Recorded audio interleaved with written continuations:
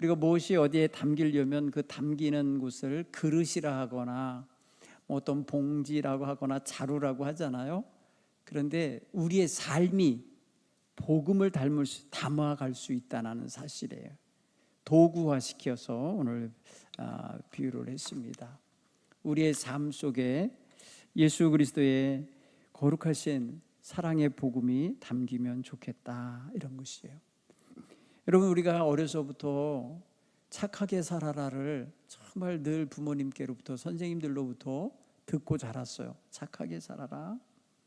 그래서 우리가 무슨 착한 행실을 하고 나면은 자기도 모르게 마음에 기분이 좋아지고 보람도 있고, 그리고 내가 잘했구나 하는 뿌듯함도 생기곤 했어요. 그렇죠? 우리가 그런 경험을 어려서 경험하고 살았고, 또 칭찬을 받으니까 좋았고, 또 그렇게 잘한 사람에게는 또 선행상도 주었어요. 선행상. 그죠? 선을 행했다 해서. 그런가 하면은 그런 선행을 구체화시켜서 늘 생활화시킨 사람들에게는 봉사상이다, 이렇게 또 봉사상도 주곤 했어요. 제가 서울에 목회하던 시절에 한 가정에서 한 어머니가 참 극성스러운 어머니가 있었어요. 아이들이 이렇게 봉사 점수를 따야만 했는 게 있었어요. 학교 내신에 들어가는 것 같아요. 봉사를 해야 되는 그런 시절이 있었는데, 그 점수를 얻어야 되는데 그걸 얻을 만한 장소는 대부분 생활 주변에서 보면 복지관이나 그런 데예요. 봉사할 수 있는데. 교회 바로 맞은편에 노인복지관이 있었어요. 그런데 어린 학생들이 노인복지관에 가서 무슨 일을 하겠어요? 그런데도 그 어머니가 한 달에 꼭 한 번씩 애들을 데리고 그 복지관을 방문해서 복지관 봉사를 함께 하는 거예요. 도시락 배달도 하고 청소도 하고 어른들 주물러 드리기도 하고, 그런 일들을 자기 엄마와 함께 하는 거예요. 엄마는 사실 안 해도 되는 거예요. 봉사 점수는 애들이 따는 거지. 그런데 그 어머니는 그 아들, 딸을 꼭 데리고 와서 그 아이들 학교 시절 내내 그 일을 했어요. 얼마나 착하게 자라는지 몰라요. 아들이, 딸이. 사춘기가 있는데도 다 아주 따뜻하게 잘 보냈습니다. 그 가운데 아들 하나는 3명대를 나왔어요. 그래서 아주 취직을 잘해갖고 지금 기업은행에 근무한다고 그러는데, 그 아이의 그 삶의 그 품성에는 봉사하는 게 늘 생활화되도록 섬김의 삶을 어머니가 가르치며 살았다는 거죠. 그런데 여러분, 우리는 이 봉사 섬김이 우리 신앙생활에 아주 본질적인 요소예요. 봉사와 섬김이. 우리 예수님이 교회에 대하여 말씀하신 것들을 쭉 찾아보면은 한 5가지로 중심이 돼요. 첫째는 예배 생활도 우리가 중심에 두고요. 교회의 아주 중요한 목적성 사업들로 생각한다든지, 아니면 주요 테마로 생각한다면 예배가 있고요, 성례가 있죠. 그 다음에 2번째가 뭐냐면 선교가 있어요. 3번째가 기독교 교육이 있어요. 4번째가 뭐냐면 사회봉사가 있어요. 사회봉사가 뭐냐면 디아코니아라고 그래요. 여러분, 코이노니아라는 말은 들어보셨죠? 코이노니아는 친교를 한다는 소리예요. 성도들 간의 교제예요. 성도들 간의 교제를 통하여 얻은 모든 에너지가 함께 연합되어져서 나아가서 대사회적으로 펼칠 수 있는 게 바로 디아코니아, 봉사, 섬김의 일이에요. 여기에 디아코니아라고 하는 말에 오스라고 하는 남성 명사 어미가 붙으면 집사가 돼요. 디아코노스. 이게 바로 뭐예요? 집사예요, 집사. 성경에 말하는 교회를 섬기는 섬김의 대명사인 집사님의 이름이 디아코노스에서 나왔다니까요. 그래서 그것을요, 영어로는 데이컨이라고 그래요. 그래서 집사 목사가 있어요. 미국 감리교회는 집사 목사, 우리나라는 주내원 목사가 있죠. 주내원 목사가 바로 데이컨 목사예요. 그렇게 생각을 해보면은 상당히 중요한 성직의 그 이름을 써줬다니까요. 오늘 우리는 그런 면에 있어서 봉사나 섬김을 우리의 삶의 하나의 요소로, 우리의 삶의 양식으로 가지고 있어야 돼요. 여러분, 우리가 밥을 먹으려면 식탁에 앉아서 젓가락, 숟가락을 가지고 국과 밥을 먹고 반찬을 먹는 게 하나의 양식이잖아요. 우리의 생활 식문화, 틀이죠. 성도들이 하나님 잘 섬기는 생활의 한 틀 가운데에 예배도 잘 드리고 기도 생활도 잘하고 찬양도 잘해야 되지만 바로 이렇게 봉사와 섬김이 거기 곁들여져 있어야 돼요. 균형 잡힌 믿음은 봉사와 섬김이 함께 있어야 돼요. 여러분, 봉사와 섬김하는 일을 아주 이렇게 저렇게 회피하는 사람들 종종 있어요. 그 절대 안 좋은 거예요. 그 신앙생활 균형이 안 잡힌 거예요. 한쪽으로 치우치고 있는 거, 그거 좋은 게 아니에요. 그래서 오늘 우리는 좀 더 우리 자신을 균형 있는 신앙생활을 하려면 우리의 삶이 예배자, 그렇죠? 이 삶이 예배자, 삶이 기도자, 삶이 봉사자, 삶이 선교자가 되셔야 돼. 무슨 뜻인지 알겠어요? 우리의 삶이 그것이 돼야 돼요. 그래서 신앙생활에 있어서 너무 어렵게 생각하지 마시고 그냥 내 생활 패턴이 내가 그리스도인이라는 것이 그냥 이웃들에게 봉사하며 사는 것이다 라고 생각하면 돼요. 그냥 봉사하며 사는 거다. 주님께서 우리로 하여금 너희는 세상의 빛이다, 너희는 세상의 소금이다 라고 하는 그 세상의 빛과 소금의 삶을 가장 실현하기 좋은 방식이 바로 뭐냐? 바로 봉사예요. 그래서 마태복음 5장 16절에는 너희의 착한 행실을 그들에게 보임으로써 그들이 하나님을 찬양하고 영광 돌리게 하라는 거예요. 이게 여러분 복음서에서 말하는 팔복선언 가운데서 마태복음 5장에 나와 있는 아주 중요한 세상 속에서 살아가는 성도들의 삶, 세상 속에 있는 교회의 존재의 의미, 존재의 목적, 존재 방식이 바로 그 말씀 속에 들어있어요. 빛과 소금처럼 그 사회에 녹아 들어가지고 그 사회에서 유용하게 쓰임받고 그 사회에서 귀하게 평가받을 수 있는 이런 공동체가 되어야 될 줄 믿습니다. 여러분, 우리는 전도하는 것을 어떠한 타종교인들이나 믿지 않는 사람들에게 가서 정복하러 가듯이 하는 게 아니에요. 오늘 우리는 분명히 맞아요. 예수님이 당시의 유대 공동체에서 하나님의 사랑을 펼치시고 복음을 펼치실 때에 절대 군림하는 자세 안 썼어요. 그렇죠? 세리와 창녀와 죄인들과 가난한 자들과 병든 자들과 그 사회에서 소외되는 이들, 그러니까 하다못해 말입니다, 이방인들까지 편안하게 자연스럽게 품어주시고 가까이 대해주시고 인간의 존재 그 자체로 대해주시는 이 삶의 방식이 결코 어떤 형식이나 어떤 율법적인 기준이나 아니면은 뭐 우리가 흔히 생각하는 교인다움이라고 하는 걸 기준으로 한 게 아니라는 걸 알 수 있어요. 그냥 있는 그대로를 받아들인 거예요. 있는 그대로를 인정해주고 다가서서 그와 함께 하시며 그들에게 놀라운 영적 변화와 인격적 성숙으로 안내하고 계신 걸 알 수 있어요.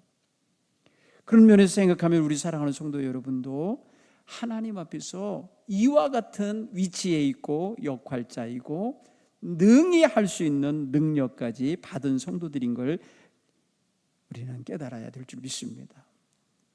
오늘 예수님이 보여주신 것은 말 그대로 그 당시에 흔히 볼 수 있는 가장 하급 종들이 하는 자기 집에 오는 게스트들, 손님들의 발을 씻겨주거나 주인을 섬기는 하나의 삶의 방식으로서 발을 씻겨주는 거거든요. 그 당시에 그냥 문화죠, 그게. 그런데 도저히 랍비이면서 또 아주 훌륭한 스승이 이 일을 한다는 것은 그 당시로서는 있을 수 없는 일이었기 때문에 충격이 된 거죠. 물론 약간의 충격요법도 있는 거예요. 그런데 예수님이 충격을 주시려고 한 게 아니고 너희도 이와 같이 서로에게 행하게 하기 위하여 내가 본을 보였다고 하시잖아요. 서로에게. 여러분, 서로에게 발을 씻겨주는 자세는 섬기는 자세의 대표적인 자세입니다. 대표적인 자세예요.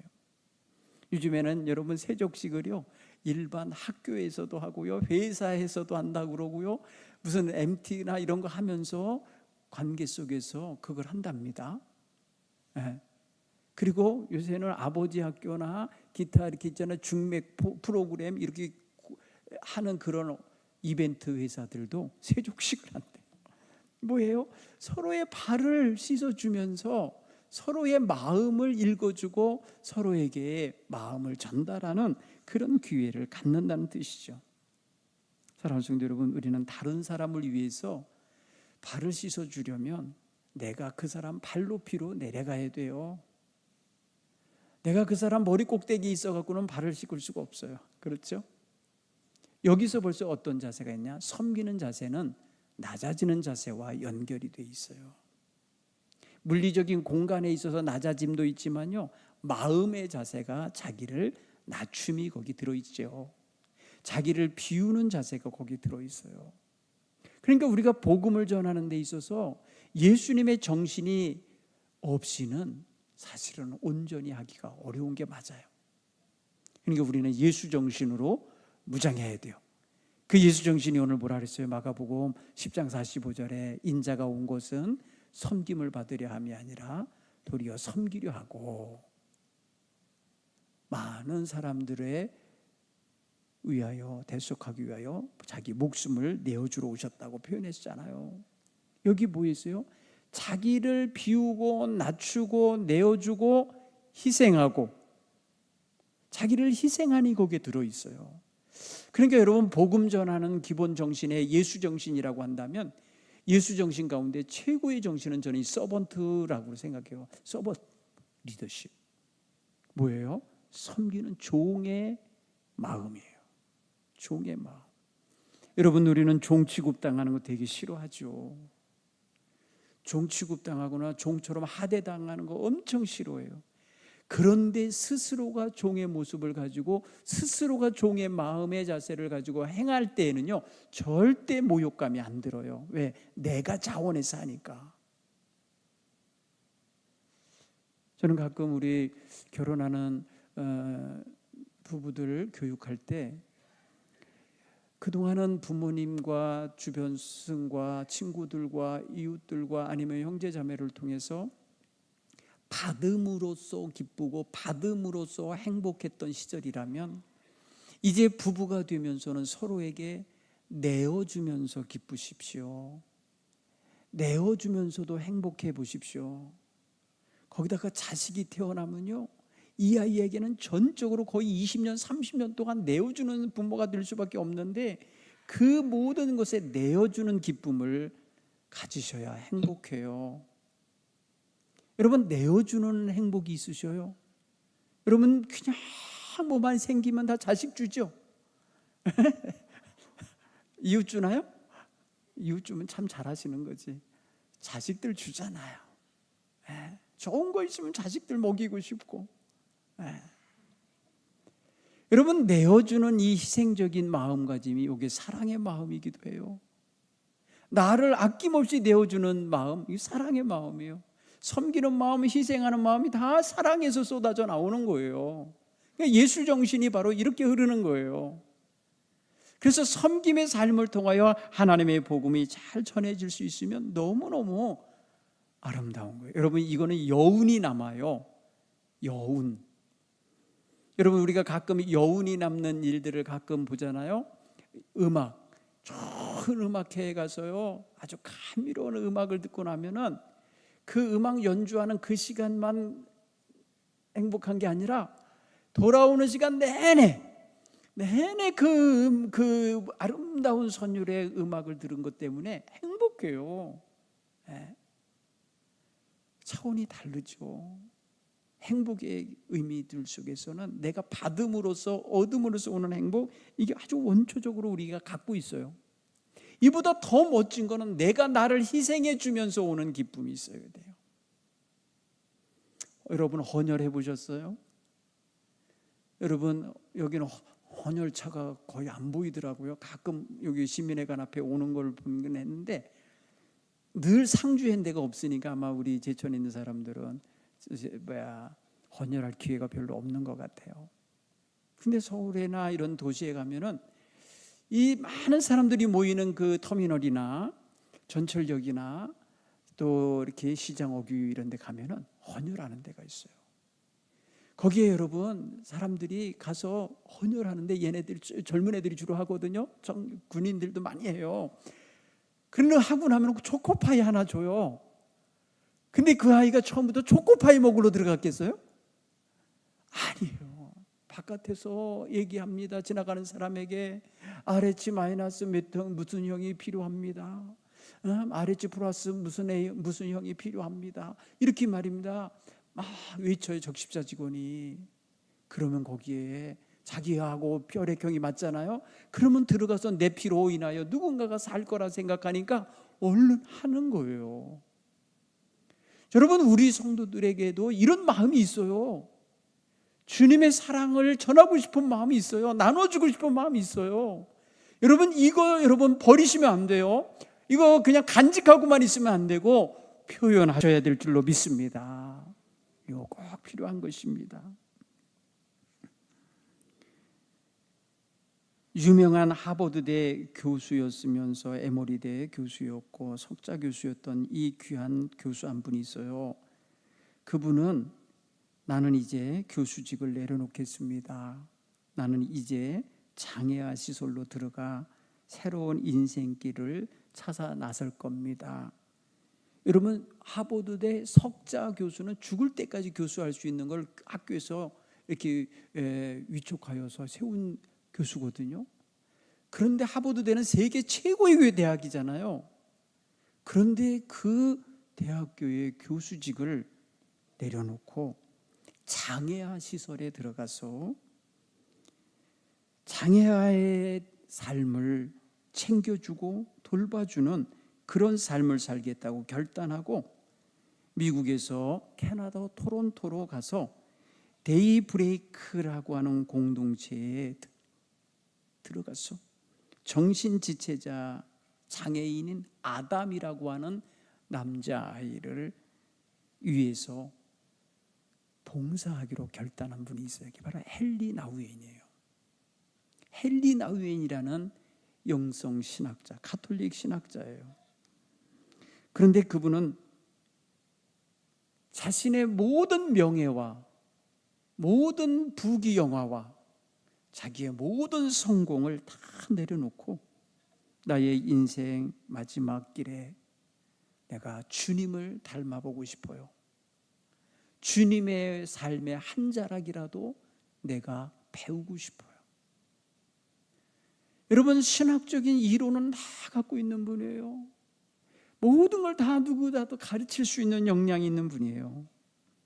그런데 이름 없는 정말 사회적으로 전혀 인정받지 못하게 아예 그냥 공동체에 부모도 포기하고 내다 놓은 아이를 위해서 자기 1대1로 그 아이를 데리고 사는 거예요. 어딜 갈 때마다 데리고 가요. 무엇을 하든지 그 아이의 손발이 되어주는 거예요. 아담이라는 책이 있어요. 이분이 쓴 책이 아주 얇은 책이에요. 찬송가 절반 정도밖에 안 돼. 그분이 그 아이를 돌보면서 쓴 책이에요. 그 책 보면서 제가 얼마나 마음에 감동이 되든지. 저도 장애아를 기르고 있잖아요. 근데 그분이 그 장애아 아담이라고 하는 자기가 낳지도 않은 그 아이를 돌보면서 받은 은혜를 이야기를 하는데, 저는 자식으로 데리고 살잖아요. 야, 하나님은 나에게 엄청난 선물을 주신 거구나. 엄청난 선물을 주신 거였어. 그걸 깨달았어요. 제가 그래서 인천공항에서 출발해갖고요, 태평양을 건너가면서 그 책을 읽으면서요, 엉엉 울었어요. 네, 엉엉 울었어요. 너무너무 하나님의 은혜가 크구나. 이걸 평생 섬기면서 살라고 주셨구나. 여기에 내 영성의 창문이 여기 열려 있구나. 그걸 깨달았어요. 하나님을 바라보는 창이 여기 있었구나. 사랑하는 성도 여러분, 섬김의 자리에 있을 때 하나님과 직통할 수 있는 창이 열린다는 걸 깨닫기 바랍니다. 그 자리가 바로 하나님 내려와 계신 자리예요. 그 자리가 바로 주님이 거기 일하고 계신 자리예요.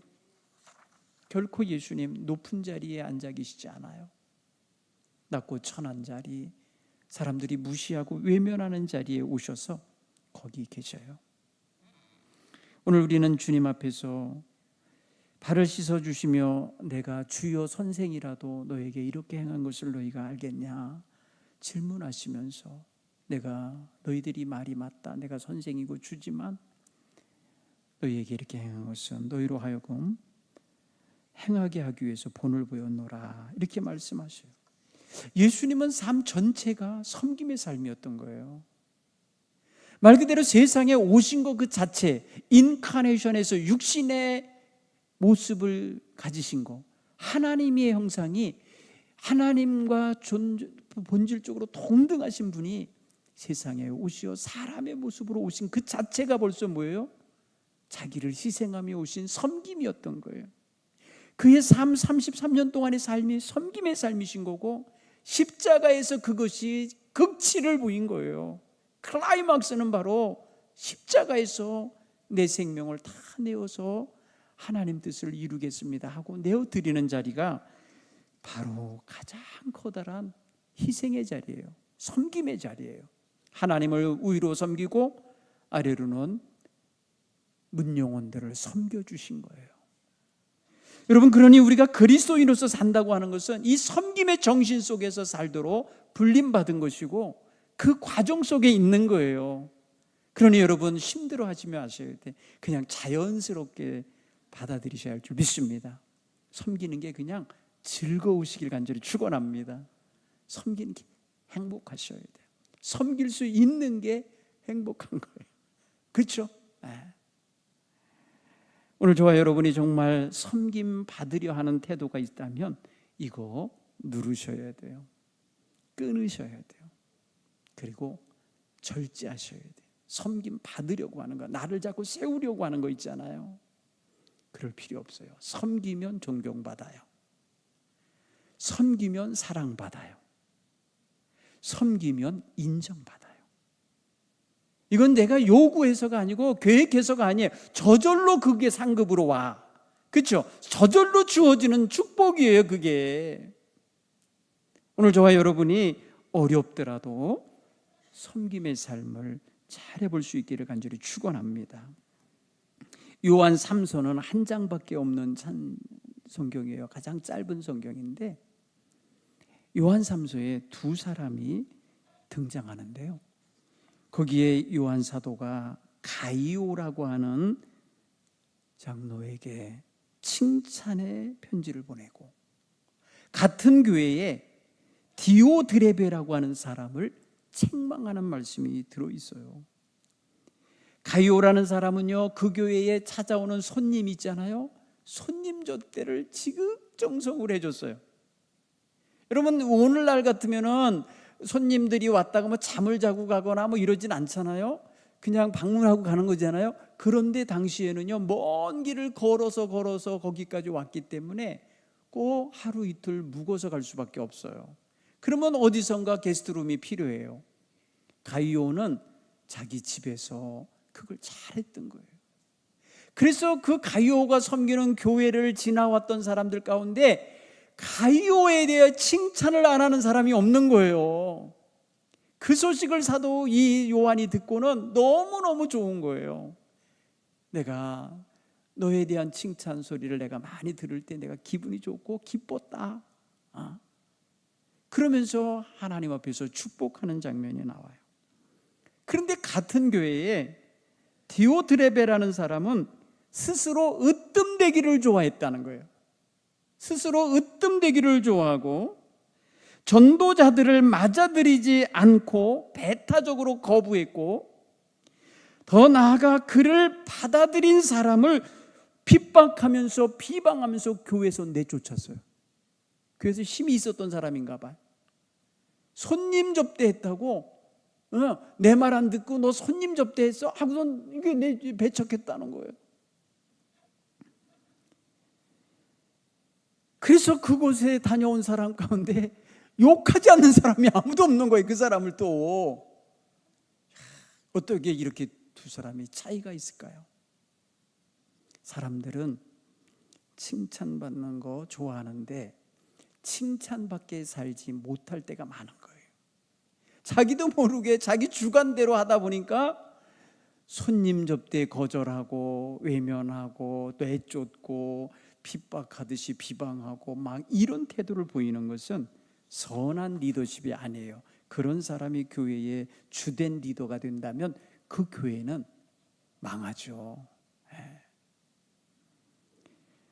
당시 교회를 찾아왔던 많은 나그네, 이름 없는 순회 전도자들이 가이오를 통하여 위로받고 가이오를 통하여 대접받고 사랑의 섬김을 받고 돌아가서 계속해서 복음을 전했다는 거예요.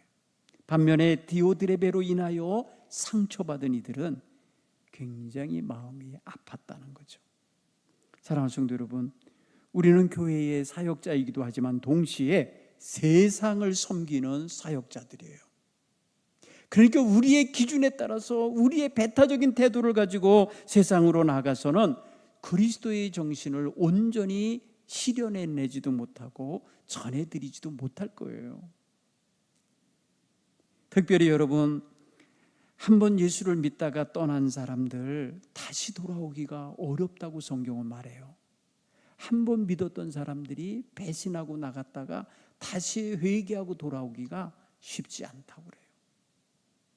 성경은 그걸 말해줘요. 그러나 우리는 이런 양을 찾아야 되잖아요. 이런 양을 찾으려면 우리는 그들의 사정을, 그들이 그렇게 할 수밖에 없었던 것을 100분 이해하고 100분 그것에 대하여 받아들여주고 수용하는 자세, 넓은 마음이 없이는 안 될 거예요. 그렇죠? 바다같이 넓은 마음이 우리에게 있어야 돼요. 내 호불호에 의해서 결정되면 안 돼요.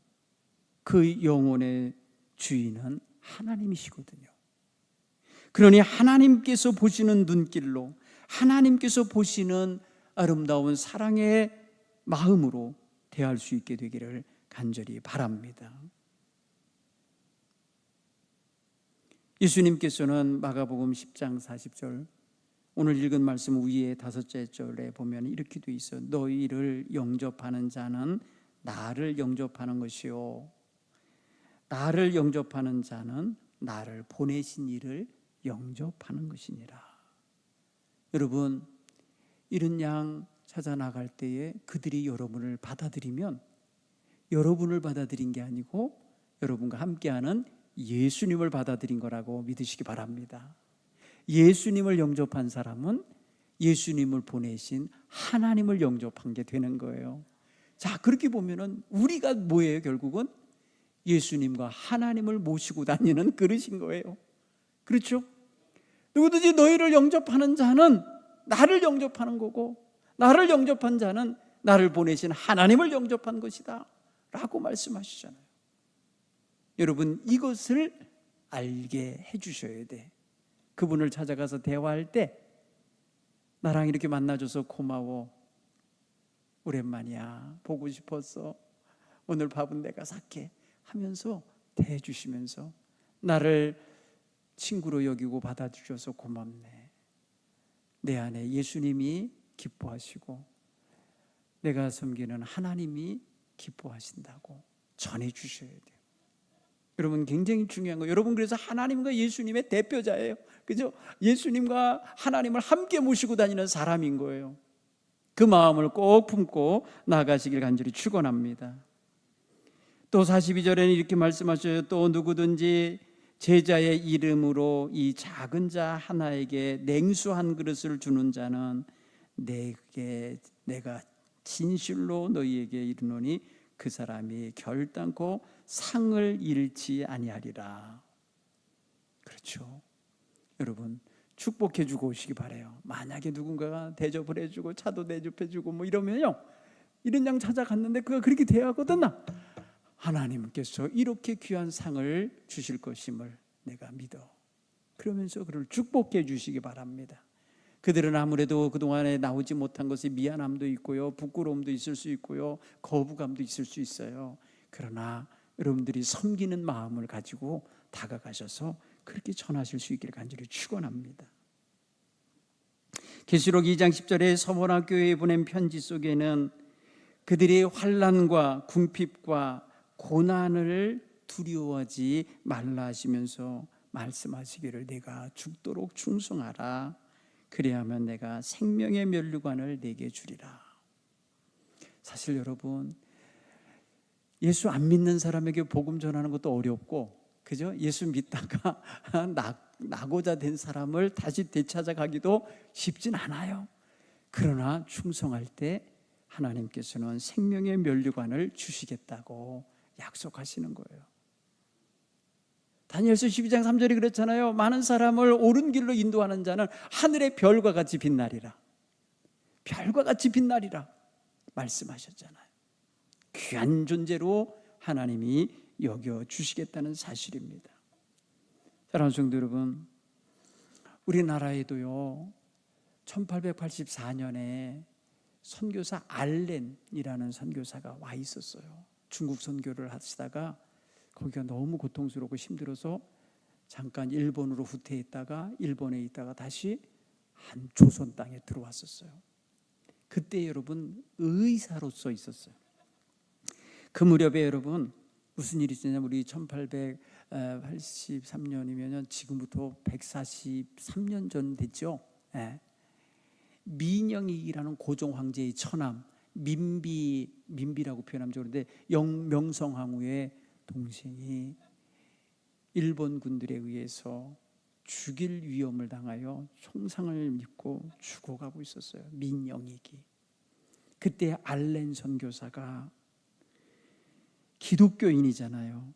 그런데 고종 황제의 주치의가 돼서 왕궁을 출입하고 있었어요. 그때 한일합방 때문에 민영익의 일본 자객에 의하여 죽임을 당할 위기에 놓여 있어 큰 상처를 입었을 때에 그를 치료해주고 그를 고쳐주고 살려냈어요. 서양의학이, 동양의학은 당시에 뭐였어요? 침이었잖아요. 침. 한약과 침이었잖아요. 그거 갖고 할 수가 없었는데 이 알렌 선교사가 의사인데, 서양 의사예요. 서양 의술로 민영익을 살려냈어요. 그래서 고종 황제가 너무 기뻐하고 좋아하면서 그에게 의로를 할 수 있는 의로지서를 허락했어요. 그래서 광해원이라 했어요. 광해원, 그렇죠? 광해원, 세브란스의 전신이에요. 연세대 세브란스 병원의 전신이 광해원인 거예요. 그 현판 이름도 지어주고 그것을 공식적으로 할 수 있도록 허락을 해줬어요. 그래서 그가 마침내 외국인 선교사로서 의료와 교육에 대한 걸 할 수 있는 자격을 국가로부터 받은 거예요. 그걸 바탕으로 인해서 그 다음 해에 우리 감리교회 스크랜턴 선교사, 상동교회의 초대 스크랜턴 목사님 내외와 그 어머니 스크랜턴 의사예요. 이분들이 들어온 거예요. 그때 누구랑 함께 왔냐? 헨리 아펜젤러라고 하는 우리 감리교 초대 선교사 목사님이 들어오신 거예요. 그래서 배제학당을 열고요, 이화학당을 열고요, 이러면서 정동교회를 세우고 하면서 거기서 드디어 감리교 선교가 시작이 되는 거예요. 여러분, 거기에 뭐가 들어있나 보면 섬김과 봉사와 이런 디아코니아가 거기 들어있다니까요. 여러분, 한국 선교 시작은 그렇게 시작이 됐어요. 그러니 여러분 생각해 보세요. 우리 하나님께서 역사하시는 현장은요, 사실은 섬김이 있는 현장인 거예요. 섬길 수 있는 자리는요, 복음을 전할 수 있는 자리가 되는 거예요. 그렇죠? 어제 청춘대학에 나오신 어르신들이 아유 우리 동부교회가 이렇게 좋은 일을 해서 어른들을 섬겨주셔서 너무 고맙다고 그래요. 그걸로 끝나시면 안 돼요. 예수 믿으셔야 돼요. 진짜 좋은 건 천국에 있어요. 제가 그랬어요. 진짜 좋은 건 천국에 있어요. 여기는요, 이건 잠깐 맛보기예요. 네, 맛보기예요. 천국에 가셔야 된다. 네. 사랑하는 성도 여러분, 섬기는 삶이 전도의 가장 좋은 그릇이 됩니다. 이거 꼭 우리가 먹으셨으면 좋겠어요. 가지셨으면 좋겠어요. 그렇죠. 여러분, 섬기면요 효과가 커요. 섬기는 자리는 다 좋아해요. 섬김 받는 자리는 다 좋아해요. 네. 왜 그렇습니까? 자기가 높아진 느낌이 들거든요. 자기가 귀한 존재로서의 가치를 느끼거든요. 누군가가 나를 섬겨주면 자기 존재 가치가 상향되는 걸 느끼는 거예요. 여러분, 예수님께서 우리를 불러주신 것은요, 우리가 죄인으로 살 존재가 아니라 하나님의 거룩한 자녀로 천국 시민으로 살아야 할 존재인 것을 알게 하신 거예요. 그래서 예수 믿음으로 말미암아 우리의 존재 가치가 확 높아진 걸 깨닫게 되는 거예요. 초기 여러분, 우리 한국교회에 들어왔던 여성들이요, 개똥이 엄마, 소똥이 엄마 이런 식으로 불렸어요. 청주땡 무슨 데. 그런데 말이에요, 교회에 들어오고 나서 그 이름이 불려졌다는 거예요. 그 본명이. 자기 이름이 있어도 이름을 불러주는 세상이 아니었어요, 자기를. 그런데 교회에서는 자기 존재가 담겨있는 이름을 불러주는 거예요. 내 이름을 찾았노라고. 교회가 나로 하여금 내가 아무개인 걸 자꾸 확인시켜주고 있다고 그렇게 기뻐했어요. 이름을 찾아줬기 때문에. 여러분, 생각해보면 얼마나 소중한 겁니까? 섬기는 자리에서 그 모든 것들이 회복되고 있다는 거예요. 그러니 누군가를 전도할 때에 가장 효과적으로 마음을 열 수 있는 게 섬김이에요. 그래서 부침개 전도, 뭐 고구마 전도, 뭐 여러 가지 하는데 자꾸 먹을 거 막 갖다 드리고요, 섬겨주고요, 이렇게 하는 거예요. 그러면서 하나님의 은혜를 묻혀가는 거죠. 그분도 모르게 묻어가게 하는 거예요. 사랑하는 우리 동부교회 성도 여러분, 오늘 우리 마음속에 사랑의 마음이 충만하기를 위해서 기도합시다. 그리고 섬기고 싶은 마음이 늘 있기를 기도하십시다. 그래서 하나님, 내가 하나님을 영화롭게 하고 싶어요. 하나님을 기쁘시게 해드리고 싶어요. 나를 사용해 주세요. 이런 마음을 가지고 이번 5월, 이제 새로 시작되는 5월에 그렇게 살고 싶은 마음을 갖게 되기를 바랍니다.